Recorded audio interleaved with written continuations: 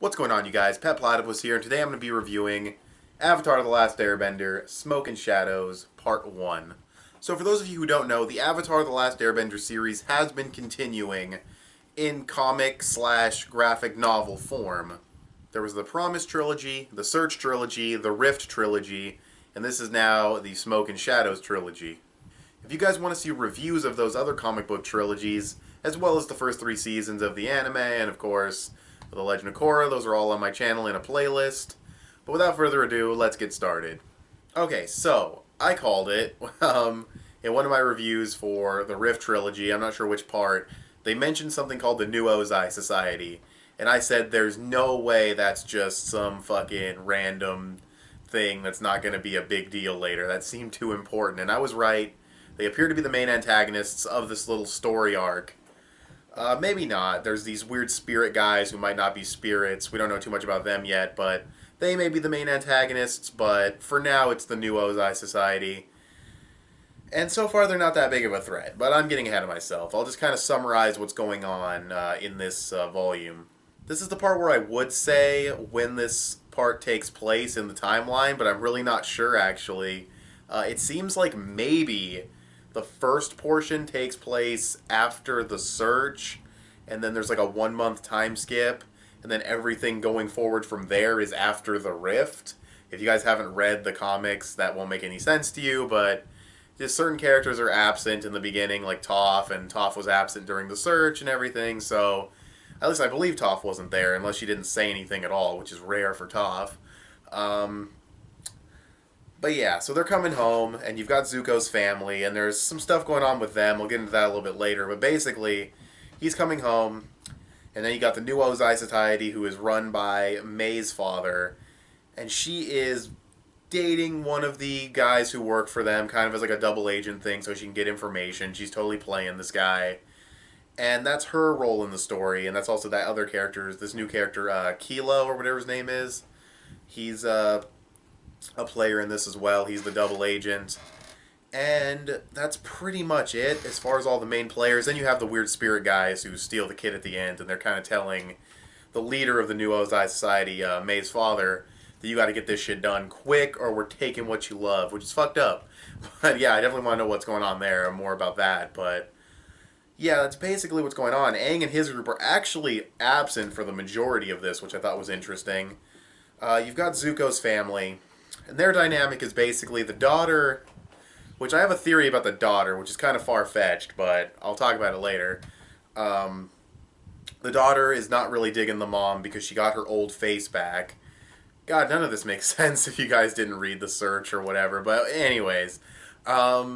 She gets her old face back, and the daughter's like, this isn't my mom, I don't want to be around you. You know, your hands are cold, because I guess her hands get cold when she's nervous or whatever.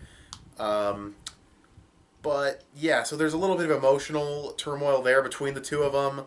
Ursa, Zuko's mother, also has a lot of, like, post-traumatic stress, kind of like this weird little, like, I don't want to go in the palace, I don't want to go to my old room. She sees this big wall scroll of Ozai, and she's like, oh my god, like, she's freaking out, which is completely understandable. The dude robbed her from her, the one she loves, and her family. She completely hated this guy. This guy made her sick to her stomach, and she had to have sex with the dude multiple times to make 2 kids. That's got to be emotionally scarring for her. So, I mean, of course they're not going to, like, go into that because it's for kids and everything, but, I mean, that fucking happened. There's no way it didn't. So, yeah. So she's going through her own kind of struggles there, which I really like, and I definitely want to see where that's going. Zuko's planning things out maturely. He's kind of like, yeah, I'll stay here, I'll do this. Uncle Iroh, you go do that. We're going to try and trap these guys. They get into, like, a submarine. It was cool to see the submarine come back. The new Ozai Society attacks, and pretty much everybody is in on this. May is there, the boyfriend double agent is there, Zuko's there, the family's there.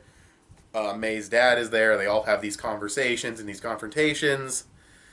The weakness for this, to me, is probably the boyfriend. He's just kind of a guy. He was an orphan, and he's a nice guy, and he likes May, and it's just really not all that interesting of a character. He can totally grow, and there have been not so interesting characters in Avatar before, so he's not, like, terrible or anything. It's just her and like Ty Lee saying, "Oh, you should stop playing this guy. It's mean," and all that. That stuff didn't really interest me at all. I was kind of like, whatever. It's kind of not a waste of time. It could go somewhere. It's Avatar, for God's sake. But we'll just have to wait and see.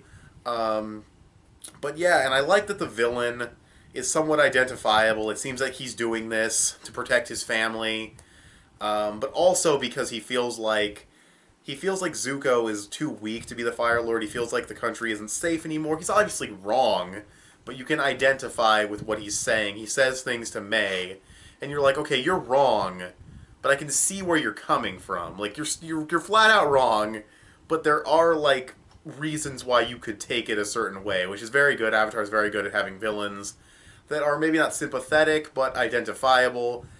We get that here, so that's pretty nice. Yeah, that's pretty much it. There's some cool action scenes. The art is great, as usual for these comics. Really, really nice art, really good coloring. And that's really about it. The pace of it goes pretty good. The action goes by nicely. You can make out what's going on for the most part in all of the scenes.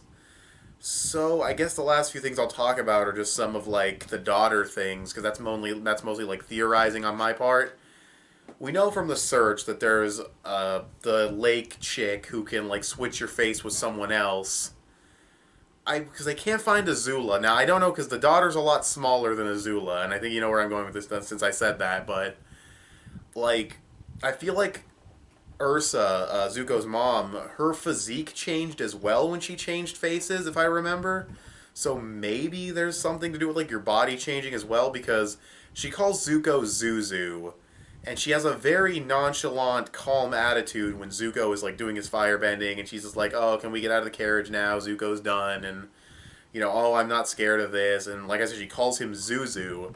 It just, maybe Azula is trying to like be the good daughter, changed her face. I mean, it's far-fetched, and there's the whole physique thing. It's a face changer, not a body changer. But I just thought that was really interesting. They can't find her. She said the nickname. She has this weird attitude. She wants to stay away from the mom a lot, which, again, that could just be because she has a new face, and I don't know. Because Azula's a good actor. She's a good liar. It's, you never really know. But just have to wait and see on that. That would be one hell of a twist. I mean, I predicted it, so I guess it wouldn't be that great, but it'd still be a pretty cool twist. Maybe just explain the whole body shape thing, but yeah, or maybe Azula will just come back into play at some point later, but yeah, I kind of like the focus on May, even though she's never been like one of my favorite characters. It's nice to see her. The new guy, like I said, he's kind of a weak link. The villain is identifiable. The mysterious dudes who kidnap the kid at the end are interesting. But yeah, it's a good start. I'm interested. I definitely want to read more. It's not bad at all. So I'd probably give it around like a 7.5 to an 8 out of 10. It's very good. Very good start. The humor is also good as well. It's got that nice Avatar humor.